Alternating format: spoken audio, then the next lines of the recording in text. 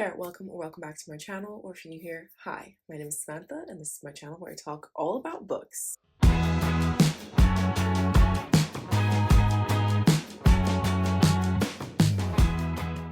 Anyway, today I'm coming to you with a very exciting tag video because we are actually over halfway through the year, but let's pretend like we're just about halfway through the year. So of course it is time for the mid-year book freakout tag. A lot of people do this tag, so I'm sure you know all about it, but if you don't, this is basically just a tag where there are a bunch of questions to kind of check in with how you're doing on your reading so far, around about halfway through the year, and see how you're doing. We're going to talk about like my best book of the year so far, books that I still need to read, disappointments, and it is one of my favorite tags to do. I've actually done this every single year since 2016 because I've been on YouTube since 2014, and I think this tag was created in 2016. So yeah, I think I've done it every single year since it started. So of course, I'm not gonna miss it. It's happening again, and I'm trying to actually post it on time. But anyway, this tag has quite a few questions, and as usual, because it's me, I have multiple answers to almost all of the questions. So it's gonna take a little while. So you might want to go grab yourself a drink, something to eat maybe if you want, and I'm just gonna stop rambling and get into the questions. So the first question for this tag is, what is your best book of the year so far? And of course, knowing me, I have multiple options. So the first one I'm gonna talk about is one that I feel like I have not shut up about since I read it, but that is Book Lovers by Emily Henry. I absolutely loved this book. I think I read it at the end of February, and I still think about it all the time, and that never happens with romance. I normally find romance to be very much like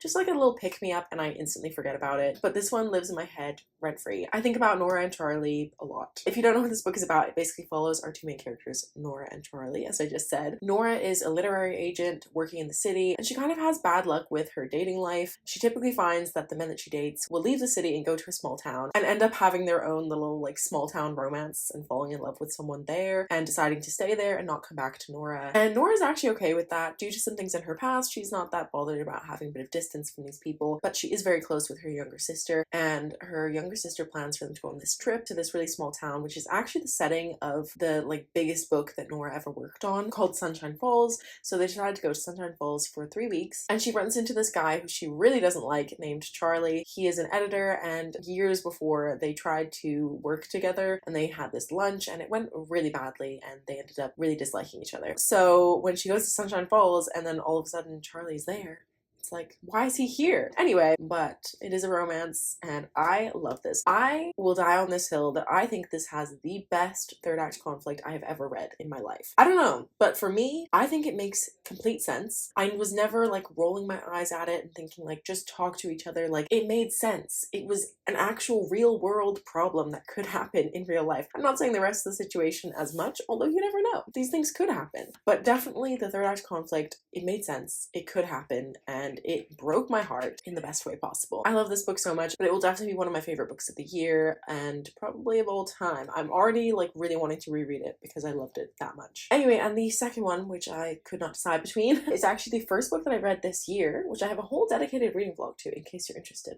I'll link it up in the card. But that is Tress of the Emerald Sea by Brandon Sanderson. I really, really loved this book. I was so proud of myself for choosing this one as my first book of the year. I loved this book so much. If you don't know, it basically follows our main character Tress, and she lives on this island which is surrounded by this sea of spores called the Emerald Sea because they're these like green spores which when they come into contact with any sort of liquid they kind of grow into vines. So it's actually very dangerous because obviously humans have a lot of liquid in them, and so if they get into your mouth you're basically dead. It's quite dangerous, and that sounds pretty gruesome, but I feel like it wasn't told in a gruesome way whatsoever. I was never grossed out by it. It's not any sort of body horror or anything like that. Anyway, but on Tress's island, there is this boy called Charlie who is her best friend, and she's also in love with him. And he is like the Lord's son, and only people with permission from like the Lord can leave the island. And so Charlie's father takes him away, and Tress is convinced that something bad has happened to Charlie. So she goes on this quest to go and save him. And this book was just so wholesome and sweet. I also found it to be deeply romantic without being a romance whatsoever. Like, it definitely isn't a romance, but I feel like it was so romantic the way they spoke to each other. I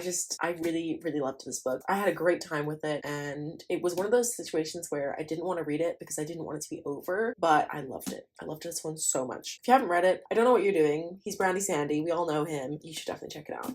I think it's worth a read. The next question is the best sequel you've read so far in 2024. And I haven't really read that many sequels, to be honest, so I didn't really have that many to choose from. But the one that I've gone with is Swift and Saddled by Lila Sage. I wouldn't say this is one of the best books I've read this year by any means, and in terms of continuing on the series, I don't really think it is that great, but compared to the first book, I thought this one was much better. So this is the second book in the Rebel Blue Ranch series, which I think is going to be a trilogy, and these are romance books set on this ranch, obviously. And the second one follows the brother of the main character in the first one. It follows one of her brothers, and this romance that he has with this interior designer who's coming to help him fix up one of the old buildings and turn it into like a guest house. So yeah, she's coming from like the big city, and she comes over to work for him and renovate this guest house, and during that time, they fall in love. And I personally really enjoyed this one. I ended up giving this one 4 stars, and I enjoyed it a lot more than the first one. But a lot of people enjoyed the first one more, which I found very strange. I thought the first one was just okay. I think I gave the first one 3 stars. I enjoyed it. I had a good time. But there were a lot of things that I didn't love about it. And I thought this one was much better. Although I will say that so far, I have not been very impressed with the endings of her books. I think that she hasn't quite mastered the third act conflict, which, to be fair, I don't like a third act conflict normally. With the exception of Book Lovers, I don't really like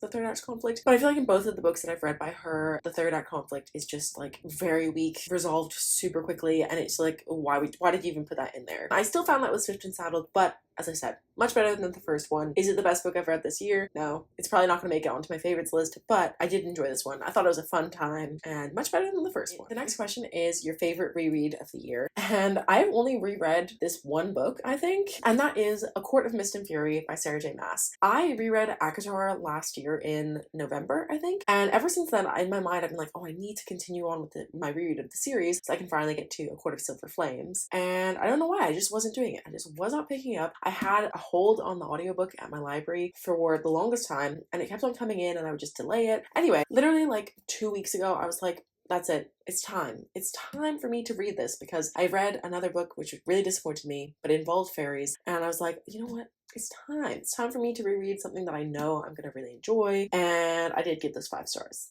Again, I gave it 5 stars the first time, I gave it 5 stars the second time. Yeah, it was really fun to reread this, especially after such a long time, because I read this in 2016 when it came out, and I have not read it since. So yeah, there was a lot of stuff I didn't remember, and I really loved it. I love seeing Feyre's relationship develop with new characters. No spoilers. It was a great time. I will say though, when I read chapter 55, as a young 17-year-old, I was shook. That was the sexiest thing I had ever read in my entire life. And now, having read what I've read, it's pretty mid. You know, I've read better. It's still great, but I've read better. Anyway, enough about that.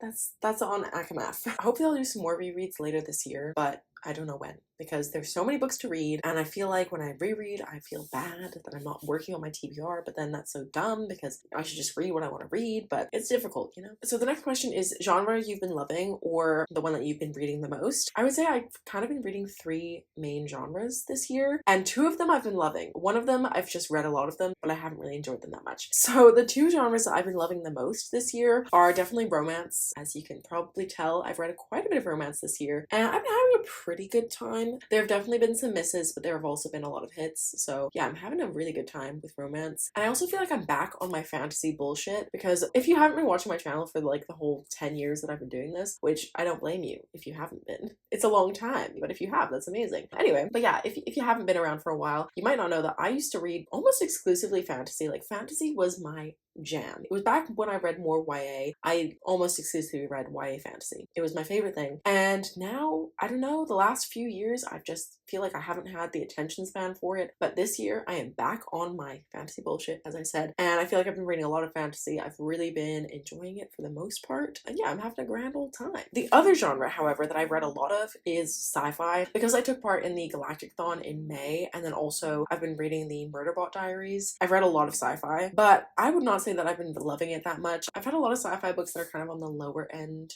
of the rating scale, and not really a lot that have impressed me that much. I just feel like I can't find the sci-fi that I love, and the only sci-fi book that like actually rocked my world is The Martian. I love that book with my whole heart. Nothing will compare, and so it's really hard to find other sci-fi that I enjoy, and I don't really know what I'm looking for. I don't know what I want in sci-fi, so it's really hard. I just don't know. Anyway, the next question is new release you haven't read yet but want to, and again, I have multiple channel because that's who I am. I feel like I haven't really been keeping on top of new releases that much, and I also feel like I haven't been that interested in the ones that I've been hearing about, and I don't know, I feel like I've just not really been paying that much attention to new releases, but I did find a few. So the first one is tentative, but The Familiar by Leigh Bardugo. I'm very interested in this one because it's set in Spain in a historical setting, and I think it involves vampires, and so I'm intrigued by it, and I've heard pretty good things, but I'm not sure because I don't have the best track record with Leigh Bardugo. I really don't like the Six of Crows duology, which everyone is obsessed with. I only ever read the first book in the Grisha trilogy and I never finished it. I didn't like the show, which I feel like this is all very unpopular opinions, but oh, it's Ninth House. That's her other series, isn't it? And I'm not interested in Ninth House whatsoever. I don't want to read that ever. But I am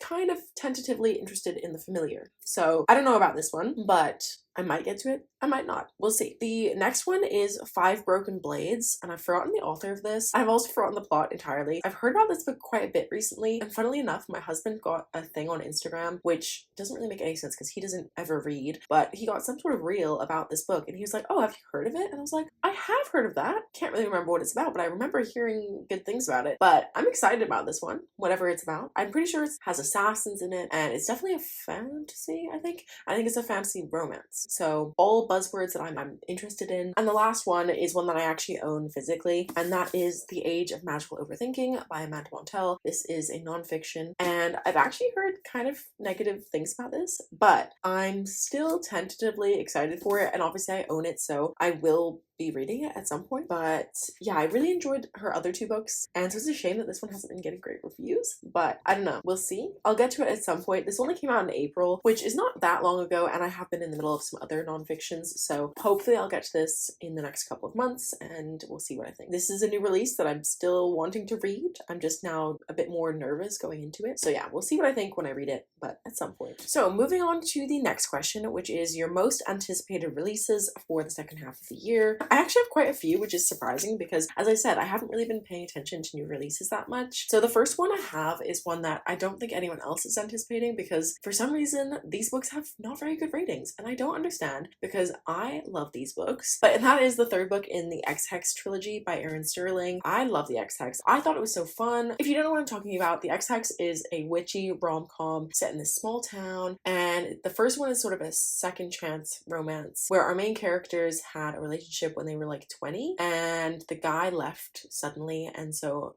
our main girlie, can't remember her name, she like accidentally put a curse on him. She didn't really mean to. She got drunk and thought it didn't really mean anything, but she accidentally put a curse on him. So when he comes back like 10 years later to perform some magic to like keep the magic in the town going, everything starts to go wrong because of this curse that she accidentally put on him, and so they have to kind of work together to break this curse, and I love it. I love that one so much. It has like Hocus Pocus vibes to me. Like, it's a little bit silly. It's not the best thing you're ever gonna read, but it's a fun time, and I love the second one, The Kiss Curse. Also excellent. As I said, are they the best things ever written? No. But they have really bad reviews, and I don't know why because they don't deserve that. But rant over. The Wedding Witch is the third one, and it's coming out in October, and I'm really excited for this one. The next book that I'm really highly anticipating is The Songbird and the Heart of Stone by Carissa Broadbent. This is the third book in the Crowns of Nyaxia series, but the first book in a new duet within that series. I don't know why it's split this way, but it is what it is. So the first two books are their own duet. They're their own completed romantic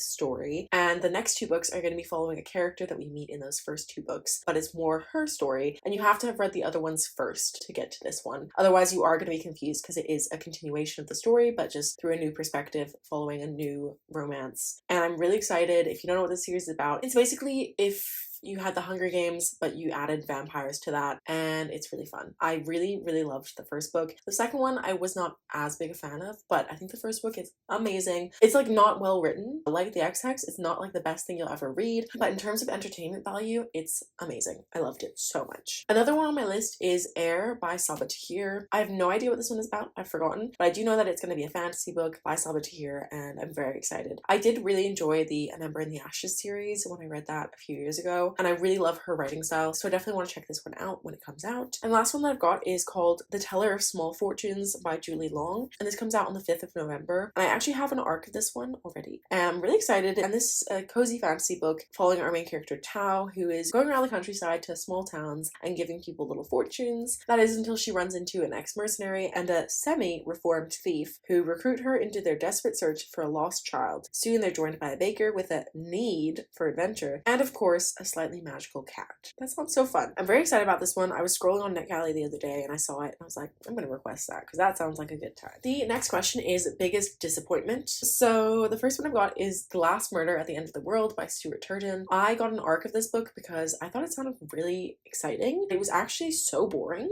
I was so bored and I thought the twists were really weird, and I really didn't like this book. I think I give it 2 stars, but I thought I would really enjoy it. But it's actually put me off anything else by Stuart Turton because reviews said like, oh, this is classic Stuart. If you like his other books, you're gonna like this. And I did not like that. So now I'm like, okay, I'm not gonna read anything else by him. The next one on my list is Recursion by Blake Crouch. Last year I read Dark Matter and I really enjoyed that book, and so I was really looking forward to reading Recursion. I don't know how to describe this book without spoiling it, but I will just say that this book got really boring really fast, and the ending of this book, like literally the last chapter, was one of the worst chapters I've ever read in my entire life. I hated it so much. Just the chapter, I mean, not the whole book. The book was okay, it's just it ended up getting really repetitive and really boring, and also just very grim and bleak, and I did not enjoy it. So I gave it 2 stars as well. And another 2-star read, I think this one was 2.5, but this is my most recent one, and that was Emily Wilde's Encyclopedia of Fairies by Heather Fawcett. I was actually putting off reading this book for a long time because I was just not sure about it, but I finally decided to pick it up because I was like, why not? Seems cozy and fun and cute. I'll just read it, give it a go. And I couldn't really get into it for the first like 30 pages, but after a while I finally got into it. I was really enjoying it for 200 pages of the book, and the last 100 pages was just so boring. I feel like we repeated plot points that had already happened, like we were repeating things. It was really boring. Some romance came out of nowhere, literally absolutely nowhere. There was no build up to it. It was just not good. The last 100 pages, I literally had to skim some of it just to finish it because I was like, I cannot read this. I'm bored out of my mind. So yeah, I was really disappointed by that because I was enjoying it until the end. The whole last third of the book, I just wanted it to be over. I will say that there is a little fairy character called Poe, and I would do anything for him. He is adorable. He's the only reason this book got the 2.5 stars that it got. The next question is your biggest surprise of the year. Again, I have a few, so I'm going to try and go rapid fire. The first one I've got is A Serpent and the Wings of Night by Carissa Broadbent. I was not expecting to love this one as much as I did. I thought I would probably enjoy it, but it was a 5-star read and I loved it. I loved it so much, and I was really surprised because I thought it was going to be trashier than it was. And don't get me wrong, it's not well written, but I loved it. I loved it so much. And another one that surprised me was Book Lovers by Emily Henry. Sorry to mention it again, it won't be the last time. But the reason this one surprised me is because I actually DNF'd this book like 2 years ago because I started reading it on my phone and I just really was not enjoying the reading experience. I couldn't get into it. I don't know, I just wasn't vibing. I think I was also reading it during winter, and this is set very much in the summer. So I was just like, I'm not feeling it right now. But then when I came back to this, oh my god, instantly obsessed. So that's why I'm surprised by it, because yeah, I kind of had a